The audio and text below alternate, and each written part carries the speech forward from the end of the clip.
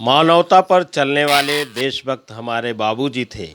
गांधी जी के शिष्य, स्वतंत्रता संग्राम सेनानी हमारे बाबूजी थे। आज काव्य यात्रा में हम लोग हैं स्वतंत्रता संग्राम सेनानी आदरणीय रणपति सिंह परिहार जी की पुत्री कवित्री मीरा गौर जी के यहाँ। आइए उनसे बात करते हैं काव्य यात्रा में। तो आपका बहुत बहुत स्वागत है हमारी इस काव्य यात्रा में।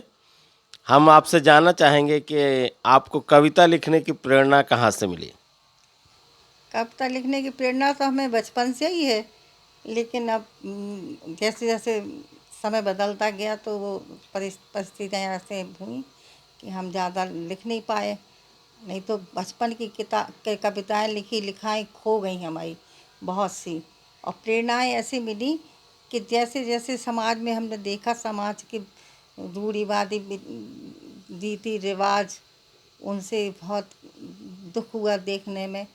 जैसे विधवा को बहुत को मिलती है, लड़कियों को बहुत पेट ताड़ना मिली, बेटी को बहुत बुरा माना गया। ऐसे समाज में, ऐसे रूढ़ी समाज, तमाम रूढ़ी समाज के रिवाज जो थे बहुत गलत लगते थे, तो अंदर हमें बहुत दुख होता था। इसलिए वो आवाज़ न करके लिखने में हमने अपना प्रेरणा लिखे हैं उसी को। उसमें लिखने के लिए ज़्यादा कर लड़कियों के ऊपर, कुरीतियों के ऊपर, इन्हीं सब बातों पे लिखा है। बेटियों के अत्याचार के ऊपर, बेटियों के अनादर उपेक्षा, इसी के ऊपर ज़्यादा लिखे। नारियाँ, महिलाओं के ऊपर, महिलाओं की समस्याओं के ऊपर, ये सब। तो आपने जब कविता लिखना प्रारंभ किया था जी, तो आपका कौन प्रिय कवि था? मतलब किस कवि को आपने पढ़ा, सुना? कविताएं हमने पढ़ी हैं, ज़्यादा तो नहीं पढ़ी हैं, लेकिन अपने मन की प्रेरणाएं हमारी ऐसी थी जो हमने अपनी कविताएं लिखी हैं। तो पहली कविता तो बहुत सी हमारी थी जो खो गई तमाम, लेकिन तो अभी हमें जो याद हैं उनमें कुछ कविताएं पहले की भी लिखी, वही की सुनाते हैं। जी हाँ, अपनी आप पहली कविता सुनाइए जो या आपको सबसे अधिक प्रिय हो जो कविता। जी, सुनाते हैं। कौन कहता हूँ कि मैं स्वतंत्र हूँ, मैं तो सदियों से परतंत्र हूँ। कैद रहती हूँ घर की दहलीज में, बंधी हूँ रीत रिवाजों की जंजीर है। जंजीर में एक नहीं मेरे शासक हैं अनेक, शासन जो करते हैं मुझ पर प्रत्येक। बचपन में पाया पिता का अनुशासन, बड़े होकर संभाला भाई ने शासन। फिर दाम्पत्य में आया पति का आधिपत्य, फिर नौजवान बेटे ने छीन ली हुकूमत। इस तरह मुझे शासन की वस्तु बना लिया, मेरे जीवन का ये सिलसिला बना दिया।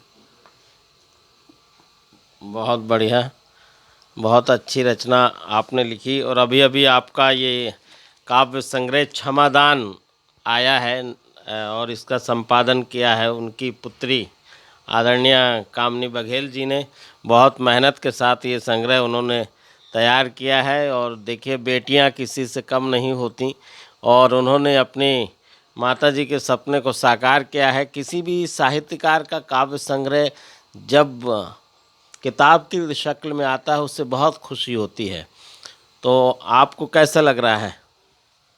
बहुत खुशी लगे। ये कामनी ने तो हमारी बहुत ही सहायता की है। कामनी की वजह से ही हमारी किताब छपी ये पहली बार। नहीं तो हम तो कुछ करवा ही नहीं पा रहे थे, खो जा रही थी कविताएं, कॉपियाँ सब खो जा रही थी। रखी रखी लिखी लिखाई सब बर्बाद गई। और जो कुछ याद थी वो कुछ थोड़ी पुरानी, थोड़ी नई, वो सब संग्रह करके कामनी ने बहुत मेहनत से, बहुत उससे अपनी शक्ति भर जितनी थी बहुत लगाई मेहनत उसमें अपनी प्रेरणा से। कामनी की बहुत किताब तभी छपी है, नहीं तो हमारा छप पाना तो बड़ा मुश्किल था। छप ही नहीं पाती, किताब ही नहीं छप पाती। एक अच्छी रचना जो आपको सबसे प्यारी लगती हो इस किताब की, कृपया पढ़ के बताएं।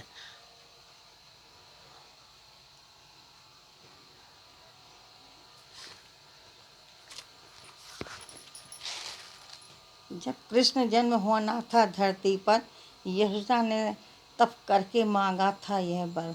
जब बाल रूप में होंगे कन्हैया, मैं बनूंगी कान्हा की प्यारी मैया।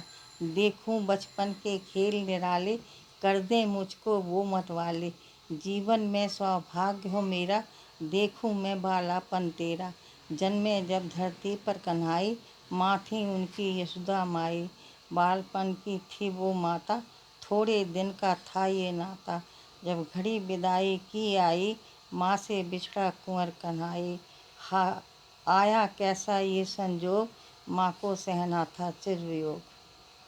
बहुत बढ़िया। आपका बहुत बहुत हृदय से आभार कि आपने हमारी काव्य यात्रा में अपनी कविताओं का पाठ किया।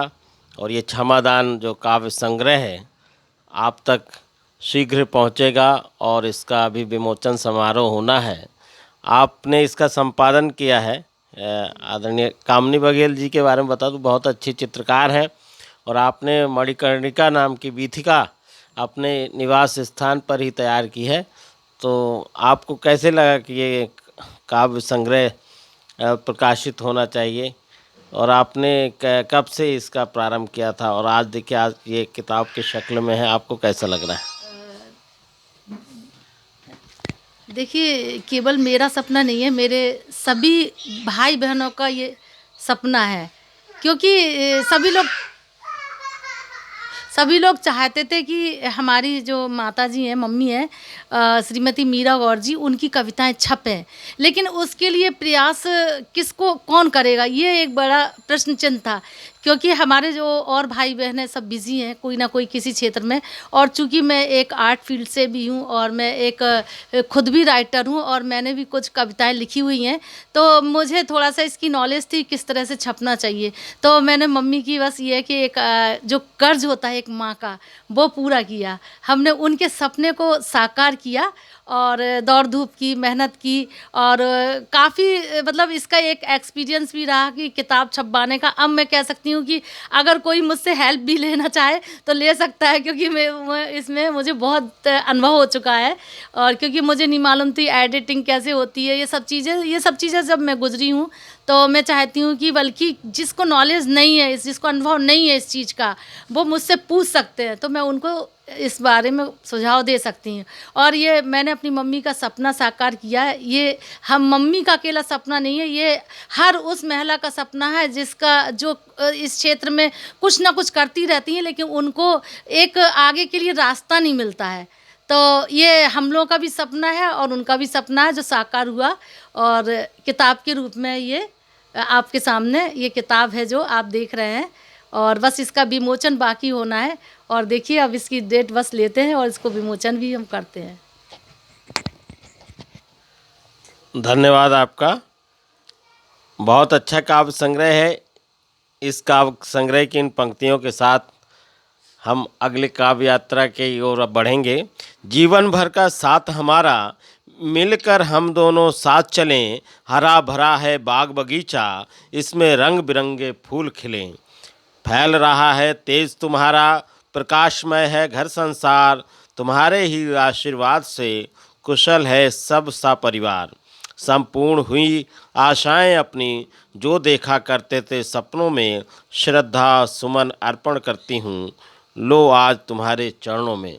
बहुत बहुत धन्यवाद। आप सबका हृदय से आभार।